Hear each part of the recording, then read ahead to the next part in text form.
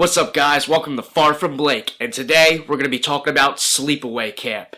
Let's go!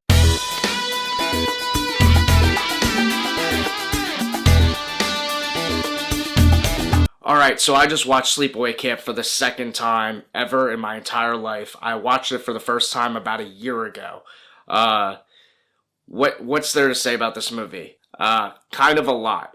But I'm just going to give you a heads up right now. This is a non-spoiler-ish review. I'm not going to reveal the big finale, just in case someone clicks on this video that never seen the movie and decides to watch this for whatever reason.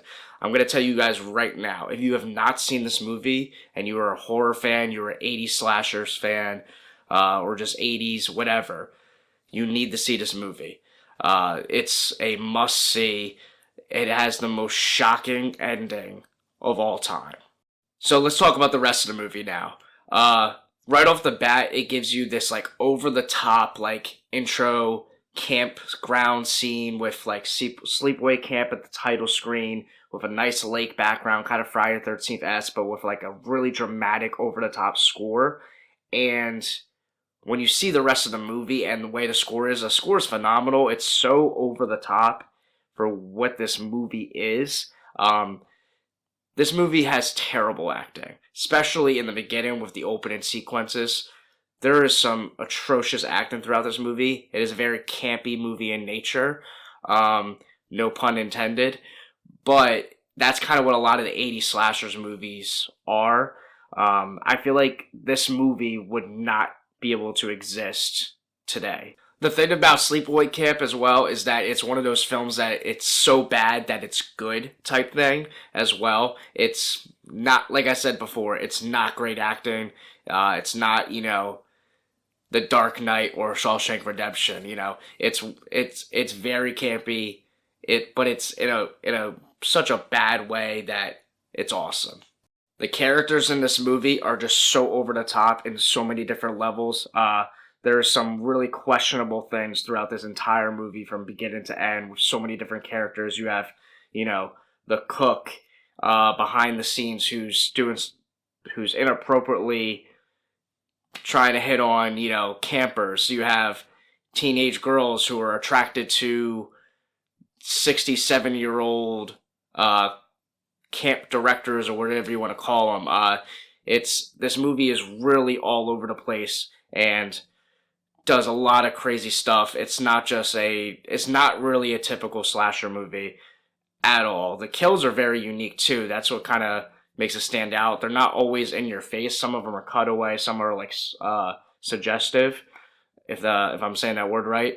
But it has its own flair and flavor to it. And I think the score and just the campy nature of it is very mysterious. You just don't really know what's going on and what's really the point of this movie. There's so many over-the-top weird things going on. It's pretty simple in the slasher aspect of it, but everything else is kind of like, okay, what is going on with this movie? This is really weird, bizarre. And it comes from even just from the fact of having like a bunch of middle schoolers, like some of the language and stuff that they're cursing and saying. It's just so over the top and just obnoxious and in your face that it really does stand out in this genre and just as a movie in general.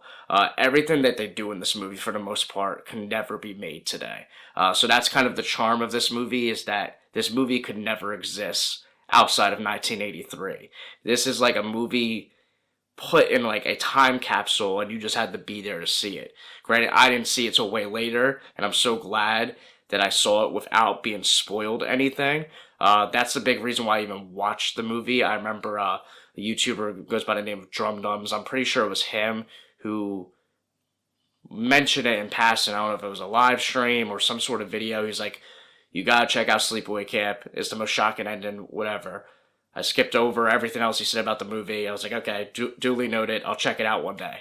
What's cool about this movie, too, as well, is that it's set in a particular time period, the 1980s. Sleepaway Camp, if you get the idea, it's set at a summer camp, and it's a horror summer camp slasher.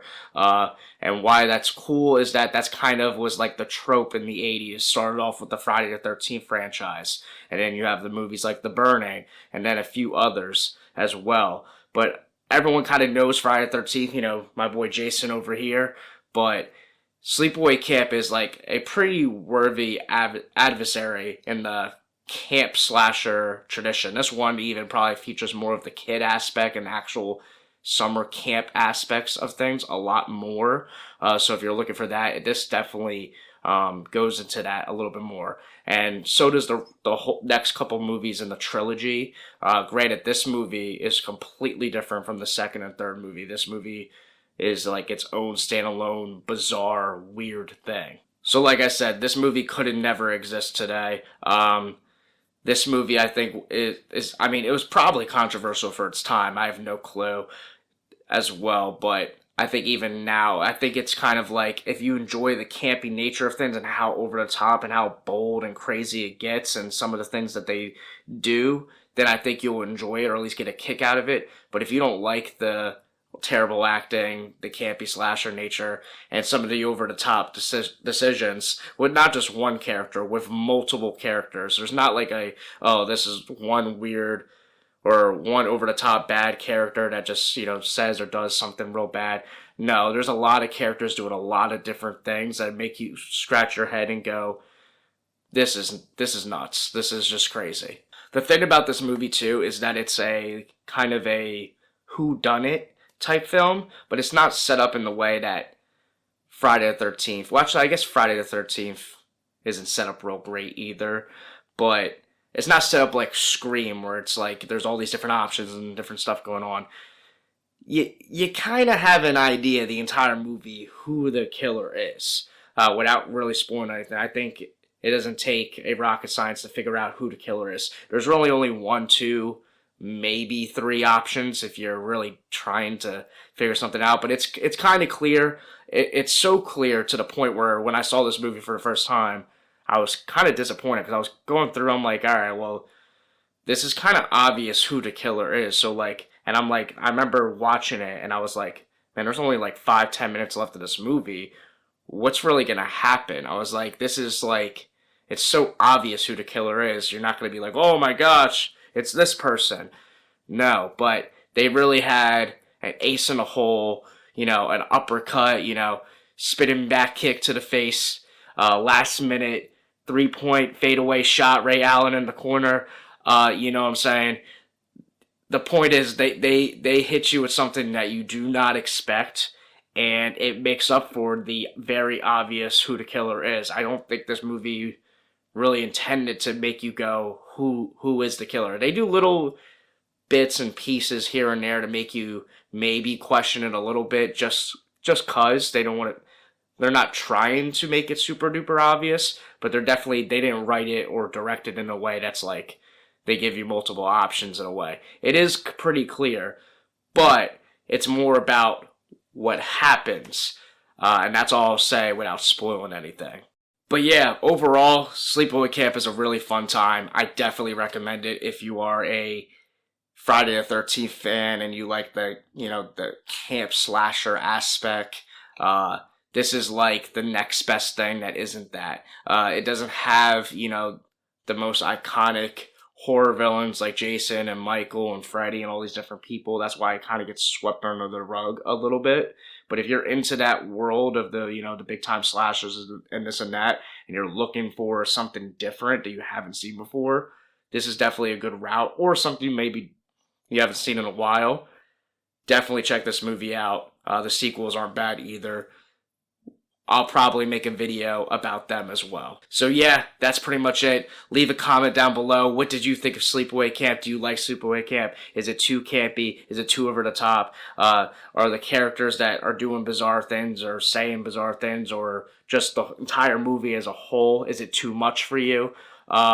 If you do like it, what did you think of the ending? Did the ending take it to another level for you? Because I remember for me, like when I first watched the movie, I was like, it's okay. It's a nice 80s generic slasher. The only reason why I would rate it kind of high, and I think as of right now, based off like a letterbox rating system, 3.5, 4.0, 4.5, whatever, I have it as a 4 out of 5 as of right now. And the only reason why it's even that high is because of how over the top and how shocking the ending is. It really crescendos, carries, the bulk of the entire film. It kind of hinges on that. Otherwise, it would be pretty generic and forgettable. But that it's so impactful that it packs a punch big enough to make you go, okay, this movie stands out. And if you know, you know. Alright, so that's pretty much it. Leave a comment down below if you've seen this movie. What did you think of this movie? Did this ending shock you the way that it shocked me? Because I remember the first time that I saw this movie and I was like, yeah, drum-dums, and whoever I've heard this from and everyone I hear after, everyone that's made the claim this is the most shocking ending you could imagine. It really is. Like, comment, subscribe. I'm out. Subscribe!